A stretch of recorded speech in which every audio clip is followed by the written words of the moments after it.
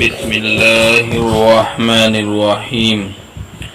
حضرت صفوان بن امیہ اور دوسرے حضرات رضی اللہ تعالی عنہم سے ہجرت کے بارے میں جو کہا گیا اس کا بیان حضرت ابن عباس رضی اللہ تعالی عنہما فرماتے ہیں کہ حضرت صفوان بن امیہ رضی اللہ تعالی عنہ مکہ کے بالائی حصے میں تھے۔ ان سے کسی نے کہا کہ جس نے ہجرت نہ کی اس کا کوئی دین نہیں ہے، اس کا دین کامل نہیں بلکہ ناقص ہے۔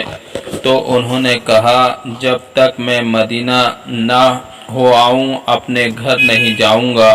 چنانچہ یہ مدینہ پہنچے اور حضرت عباس بن عبد المطلب کے یہاں ٹھہرے۔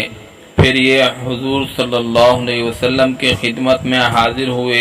حضور صلی اللہ علیہ وسلم نے فرمایا اے ابو وہب تم کس لیے آئے ہو؟ حضرت صفوان رضی اللہ تعالی عنہ نے کہا مجھ سے یہ کہا گیا ہے کہ جو آدمی ہجرت نہ کرے اس کا دین میں کوئی حصہ نہیں ہے۔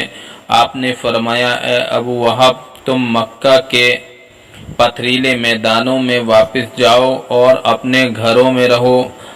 اب مکہ سے مدینے کی ہجرت تو ختم ہو گئی لیکن جہاد اور نیت جہاد باقی ہے، لہذا جب تم لوگوں سے اللہ کی راہ میں نکلنے کا مطالبہ کیا جائے تو تم نکل جایا کرو۔